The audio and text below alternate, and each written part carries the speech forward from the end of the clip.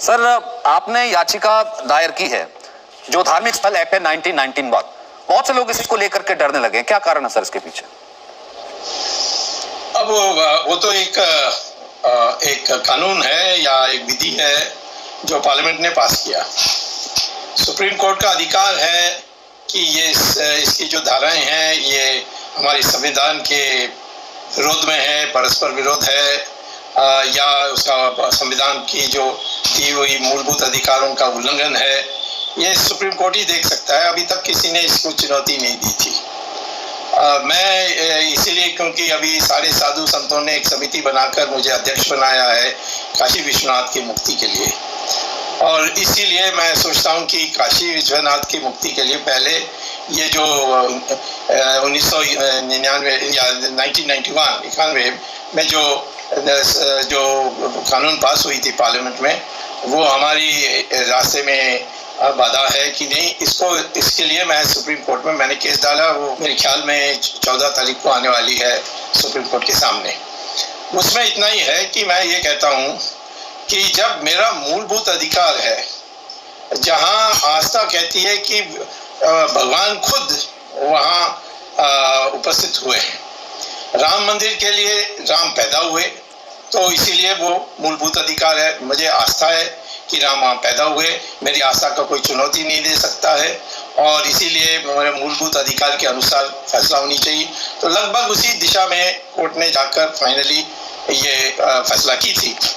अब मैं ये कह रहा हूँ कि काशी विश्वनाथ में शिव भगवान ने ज्योतिर्लिंग स्थापित की, यानी उन्होंने खुद ज्योतिर्लिंग को जमीन में खाड़ के रखा, और सोमनाथ में भी किया। तो इन 12 जगहों में जो किया है, उसमें ये जो काशी विश्वनाथ जो है, इसको जानबूझकर औरंगजेब की फतवा पर इसको तोड़ा गया, और ऐसा तोड़ा कि एक हिस्सा मंदिर को भी जोड़कर उन्होंने मस्जिद बनाई है, जो आप देख सकते हैं।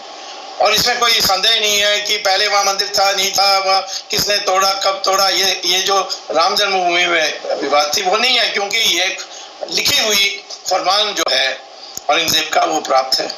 तो इसीलिए मैं ये कहता हूँ कि मस्जिद तो कहीं भी बन सकती है, और नमाज तो कहीं भी पढ़ी जा सकती है, सड़कों में पढ़ी जा सकती है, रेलवे प्लेटफॉर्म में पढ़ी जा सकती है, आपके ड्राइंग रूम में पढ़ी जा सकती है। तो इसको एक दूसरे जगह में आप बना लीजिए, और हमें ये जो ज्योतिर्लिंग का जो जगह है, इसको हमें दोबारा उसको काशी विश्वनाथ को निर्माण करना चाहिए। 2-3 बार हुआ था, और भी पहले औरंगजेब के पहले भी लोगों ने बाहर से आकर यहाँ तोड़ कर गए, फिर हमारे राजाओं ने इसको दोबारा बनाई, फिर तोड़ा गया। लेकिन स्वामी जी, फिर ये तो बहस अगर शुरू हुई, फिर तो बहस जो कुल मिलाकर के जो संख्या कुछ जो कई रिसर्चर्स देते हैं, स्कॉलर्स देते हैं कि जिस वक्त अतिक्रमण हुआ तो ऐसी संख्या तो 60,000 के करीब ऐसे मंदिर है, फिर तो ये संख्या कभी खत्म नहीं होगी। तभी तो शायद ये 1991 वाला कि 47 के बाद स्टेटस को रखा जाए, सिर्फ अयोध्या को छोड़ के ये कानून लाया गया होगा ना। किसी को इससे डर लगता होगा कि ये बहस ना छिड़ जाए। अब जो सुन लीजिए, आप भयभीत मत हुई। मैं तो कहता हूं कि मूलभूत अधिकार जब भगवान ने खुद वहां उपस्थित होकर मंदिर के लिए एक स्थापना के लिए कारण दिया, जैसे राम पैदा हुए या कृष्णा पैदा हुए या शिव भगवान ने ज्योतिर्लिंग भेजे, और कोई ऐसा जगह नहीं है हमारे देश में, यही 3 है। तोड़े गए तो 7,000 नहीं 40,000, मेरे पास पूरा लिस्ट है। लेकिन ये 3 छोड़ दें तो बाकी किसी का हम सवाल ही नहीं उठाएंगे। ये तो फैसला हुई है आरएसएस की, विश्व हिंदू परिषद की, सबकी, और हम इस पर वचनबद्ध हैं। तो मैं आपको कहता हूँ काशी विश्वनाथ छोड़ दो, मथुरा के जन्मभूमि छोड़ दो, और उसके बाद इसमें ये सारा बंद हो जाएगा। इसके बाद कोई मस्जिद को छू नहीं सकता है। और सुप्रीम कोर्ट ने देखा मस्जिद तो सिर्फ नमाज पढ़ने की जगह है, ये अनिवार्य नहीं है इस्लामिक धर्म का। ये सुप्रीम कोर्ट ने कहा, इसको तो किसी ने बदला नहीं। एक चैलेंज हुई थी इस बार, तो 5 जजेस ने बैठकर अशोक भूषण ने जजमेंट दी है कि हाँ, बात तो सही है कि मस्जिद जो है वो अनिवार्य नहीं है इस्लाम के लिए। जब अनिवार्य नहीं है तो इसमें हटाने की क्या बात है? और जब ये सबको पता है कि जबरदस्ती खून खराबे के बाद ये मस्जिद बनाई गई थी। स्वामी जी, लेकिन अगर हम इसे बात की जाए कि अभी तो सिर्फ राम मंदिर के भूमि पूजन की, जो कि न्यायिक तरीके से, लोकतांत्रिक तरीके से जिसका निर्माण हो रहा है, उसकी बात हुई है, तो देखिए कितना सेकुलरिज्म खतरे में आ गया। और वैसे ने कहा मस्जिद थी, मस्जिद ही रहेगी। खौफ की राजनीति शुरू होगी कि आगे पता नहीं क्या कॉमन सिविल कोड आ जाएगा, जनसंख्या नियंत्रण आ जाएगा। तो ये डर किस चीज का? ये डर मंदिर का था, या फिर उसके बाद ये चीजें जो आ जाएंगी, जिससे मैं कहता हूँ कि रामराज हो जाएगा, सब बराबर हो जाएंगे, उससे डर था?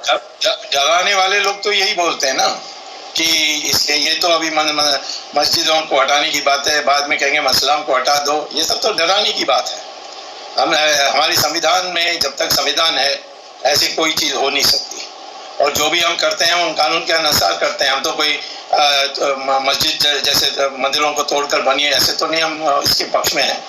मैं तो जब बाबरी मस्जिद ध्वस्त हुई तो मैं तो था नहीं वहाँ।